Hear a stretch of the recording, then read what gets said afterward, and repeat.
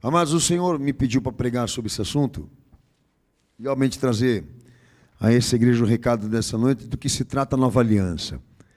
Nós temos um problema aqui. Eu sempre falo para os irmãos para que quando a gente chegue, o objetivo, o critério, se chegar a uma verdade teológica, é procurar saber o significado das suas expressões. Tá? Cada expressão que saiu dele tem uma objetividade dele e um significado pleno. Ok?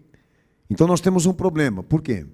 Porque muitas igrejas e muitos evangélicos traduzem nova aliança dentro de uma visão relacional com Deus. Tá? De harmonia, de vínculo, de relação, de busca, de interesse por isso. Mais pela religião, pela espiritualidade. Só que a aliança não se traduz assim, como uma relação com Deus, mas como um tratado, como um pacto. Como que nós temos que enxergar isso? É que nem um casamento entre um homem e uma mulher. Eles se uniram, vão se relacionar. Tá? Obviamente a relação, eu digo o termo, tem uma importância para aquilo que eu estou fazendo com você aqui, a nível de alusão. Só que o mais importante dessa relação não é a relação entre os dois, mas quem uniu os dois. Aí que vem a importância do pacto, do tratado no que diz respeito à tradução de aliança. Porque por mais que exista uma relação do homem com Deus naquilo que condiz aliança, o mais importante é quem uniu o homem com Deus. Então diríamos que o pacto está acima da relação. Os irmãos entenderam o que eu falei aqui? Tá? Bom, pastor, mas qual é o significado? Qual a importância e essa preocupação? Que se você antecipa a relação, no sentido de ter esse interesse de busca, ter esse interesse pela intimidade, pela harmonia com Deus, você quebra a coisa mais importante da salvação, que é quem pagou por ela. Então a religião diz o seguinte, olha, toda religião é boa e é importante que todo homem tenha fé. É mais ou menos isso, o que na verdade seria importante falar dessa antecipação. Então, quando nós falamos de aliança, nós não estamos falando do interesse do homem se relacionar com Deus. Quando falamos aliança, nós estamos falando de quem pagou o direito do homem se relacionar com Deus. Quem vai unir, quem vai mediar, quem vai representar esta relação. Então a aliança está acima, tá? Desse interesse do homem ter Deus. Bom, nós vamos abrir o texto de Gênesis 3, verso 14 ao 15. E aí eu vou entrar no mérito importante aqui, desse significado de pacto e tratado com Deus. Por quê? Porque um outro ponto que eu vou colocar de púlpito aos irmãos é que não existem duas alianças quando diz nova aliança. Quando fala nova aliança, tem uma outra tradução dessa expressão. Não seria, pelo fato de ela ser nova, que ela é uma outra aliança. Não, está dizendo nova por alguma realidade, não por troca de aliança. Não há troca de aliança na Escritura. Existe uma única aliança. Eu vou explicar por quê. Gênesis 3, verso 14 ao 15, vamos ler. Então o Senhor Deus disse à serpente, porquanto fizeste isto, maldita serás mais que toda fera e mais que todos os animais do campo. Sobre o teu ventre andarás, e pó comerás todos os dias da tua vida, e porém inimizade entre ti e a mulher, e entre a tua semente e a sua semente. Esta te ferirá a cabeça, e tu lhe ferirás o calcanhar. Tá. Então, qual a importância desse texto que o pastor li, como também Gênesis capítulo 1, versículo 28, que é a aliança que Deus fez com o homem na sua existência e criação, e ele quebrou, por causa do pecado. Então, quando o homem cai na presença de Deus, o pecado entra no histórico dessa relação dele com Deus, e obviamente há um rompimento, em Gênesis 3, verso 14 ao 15, passa a contar isso. A aliança messiânica e redentiva. O pacto messiânico e redentivo. Ali, a partir do momento em que o homem cai, e Deus faz o seu primeiro anunciamento redentivo, porque esse texto que você está lendo agora em Gênesis 3 é o texto-chave, para entender toda a panorâmica da salvação. Tá? Quando Deus ele faz esse anunciamento de redenção ao homem que caiu para resgatá-lo, a partir dali, esta aliança messiânica, este pacto messiânico passa a assumir um caráter progressivo, de vontade, de propósitos que são redentivos. Então, dali para frente, qual é o entendimento? Muitos representaram a aliança com Deus, assumiram e se estabeleceram e firmaram aliança com Ele no período testamentário. Quando o pastor fala no período testamentário, é exatamente a primeira aliança, para vocês poderem entender, a primeira etapa da aliança. Então a gente vê ali no Antigo Testamento muitos personagens, muitos representantes desta aliança. Mas isso quer dizer o quê, pastor? Que todos ali estão dentro do tratado, todos ali estão dentro do pacto, por mais que todos eles ali tenham assumido de maneira individual, espontânea, até isso, obtido resultados de características diferentes, um e do outro. Todos estão debaixo de uma mesma aliança. Tá? Não existe alianças, existe a aliança pós-queda do homem no que diz respeito ao anunciamento redentivo. Então todos eles, por mais que tenham representado ou participado de uma aliança voluntária com Deus e obtido características e resultados diferentes, todos estão debaixo de uma mesma aliança. Então qual era ali o propósito, como disse aqui, o caráter do anunciamento de Deus a Adão? Né? Que a partir daquele momento, Deus assumia a frente de um propósito cujo caráter era fazer progredir a vinda do Messias, a vida do Redentor. Sem esse relance, sem essa interpretação, sem essa visão que o pastor está tratando aqui, a gente até passa em seminário, tá? Você não entende a Bíblia Sagrada. Você não tem condições. Que nem muita gente entra no Antigo Testamento, vou aproveitar para falar isso aqui, e eles pegam esses resultados ou características desses personagens bíblicos para trazer deles alguma coisa que eles precisam agora como resposta e orientação no que estão vivendo. Isso é muito comum dentro da igreja, mas tem um perigo.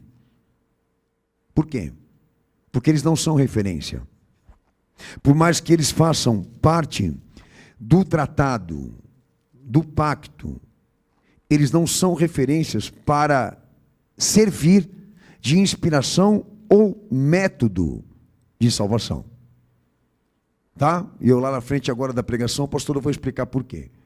Eu não estou querendo dizer, olha, despreze. Não, a questão não é desprezar, ignorar, eliminar, né, esses representantes do Antigo Testamento. Não, pelo contrário, eles são importantes, cada ali cumpre um papel específico, só que é um perigo você querer trazer, né, essas referências para aquilo que você está vivendo agora, para se inspirar ou até mesmo imitar alguma coisa que eles tenham feito, por mais justo que seja, por mais perfeito que seja, por mais sublime que seja. Por quê? Porque todos eles estão debaixo desse caráter progressivo de vontade e propósito redentivo. Existe uma coisa mais importante de Deus para trazer nesse mundo que está acima daqueles homens e daquilo que eles representam no Antigo Testamento. Então, por causa dessa perda, né, de propriedade teológica, de visão centrada e da panorâmica histórica da salvação, muitos deles se perdem no tempo e no espaço e naquelas situações e circunstâncias que para alguns são positivas. Mas do que diz respeito à redenção, não tem relevância. E eu vou explicar por quê. Então não existe alianças, existe uma aliança. Existe a aliança. E o pacto é redentivo e o pacto é messiânico. E todos que passaram no Antigo Testamento e existiram ali, estão debaixo de uma mesma aliança. E representaram, né? E viveram, de certa forma, espontânea ou espontaneamente, essas obediências e essa sujeição. Amém? Tá. Então o que você vê ali no Antigo Testamento, tendo em vista que essas referências existem lá e marcam história? Que em todas elas não se contempla uma suficiência. Não se contempla uma perfeição. Não há ali justiça e santidade em cada um deles que tenha atingido a expectativa disso, daquilo que Deus precisava para salvar mediante lei e mandamento que ele confiou. Todos eles, você vai encontrar alguma falha, você vai encontrar algum erro, por mais corretos que eles tenham sido. Entendeu? Por isso não podem, de forma nenhuma, servir aqui, diríamos, de amparo ou base, para dizermos assim, Deus salvou por causa disso. Se todos eles participaram, se todos eles estavam debaixo da mesma aliança, esta salvação que poucos ali naquele período receberam e viveram, não pode ter essa visão que você talvez tenha assumido, de que receberam a graça e foram admitidos por Deus mediante aquilo que fizeram. Não, Paulo até diz, né? Que desde o momento foi pela graça, desde o momento foi pela fé. Nunca foi pelo homem, e nem por aquilo que ele tenha feito. Ele se salvou. Então ali no Antigo Testamento, irmãos, está estampado ali, está registrado ali, que aquele período não atingiu uma suficiência, uma perfeição, mediante aquilo que esses homens apresentaram, do que diz respeito ao chamado, do que diz respeito à lei, do que diz respeito aos mandamentos. Esses resultados não foram atingidos. Aí quando a gente está lendo isso no Antigo Testamento, a gente está identificando ponto por ponto, e trabalhando cada referência, e fazendo exatamente essas menções, do que cada um ali errou, do que cada um ali falhou, do que cada um ali pecou, por mais que existem acertos, fica um sentimento no Antigo Testamento. O que vai acontecer? Então, quando a gente começa a falar de nova aliança, nós não falamos de uma outra aliança. Nós falamos da troca de quem vai representar isso. O tratado, que já não será mais o homem, ou homens, mas aquele que Deus vai indicar, o eleito, aquele a quem Adão, a serpente e a mulher ouviram falar dele. E por causa do quê? O que a antiga aliança prega? A insuficiência, a imperfeição. Isso está estampado ali, não digo da parte de Deus, mas dos homens que assumiram a relação, assumiram a intimidade, amparados exatamente nessa ideia, até mesmo nesse consolo, de que poderiam cumprir tudo o que estava na lei e nos mandamentos. Então, porque existe uma imperfeição ali, porque existe ali uma incapacidade do que diz respeito ao homem, do que Deus precisa dele, nós dizemos nova aliança. Ou seja, a nova aliança, ela é anunciada, porque a mediação vai ser trocada, e quem vai representar esse processo agora é mais do que homem. Ele é Deus. Vamos lá? Hebreus capítulo 8, versículo 8. Porque repreendendo-os, lhes diz, eis que virão dias, diz o Senhor, em que com a casa de Israel e com a casa de Judá estabelecerei uma nova aliança. Amém? Então não seria errado entender assim, que essa nova mediação tenha assumido a frente da representação dessa aliança, porque o homem prega a imperfeição. Bom, Deus já sabia disso desde o início, que até o Messias se manifestar e o Cristo se encarnar, todos que passariam dentro do processo iriam falhar e iam errar em alguma coisa. Eu falo daqueles que estão dentro da árvore genealógica de Cristo, tá? Até Davi, até Moisés, qualquer figura, qualquer pessoa ali, qualquer representante, e volto a dizer, se você entender assim, que existem alguns ali, que dá para salvar dessa imperfeição, que dá para salvar dessa incapacidade, você está anulando a importância da nova mediação. Você precisa ser coerente nisso que eu estou falando aqui. Ou seja, evangelho não pode entrar na história enquanto todos não estiverem convencidos disso. De que não existe homem aqui nesse mundo capaz de representar uma relação com Deus, uma intimidade com Ele, dentro da obediência do que Ele pede. Porque abriu falência aquele período da aliança, a nova precisa ser estabelecida, ou seja, a nova mediação precisa vir. E aquele que vai falar melhor do que nós, porque está acima de nós. Então, se Deus está chamando agora, né, um acontecimento melhor para nós, por que eu vou me respaldar no antigo? Porque o entendimento aqui é esse. Se você realmente acredita que exista justiça, santidade, suficiência ou perfeição no homem como havia naqueles lá, no Antigo Testamento, você está anulando a importância da nova mediação. Porque se existe ou existiu, ele não precisa vir. Ele vem porque existe a imperfeição, porque existe essa realidade.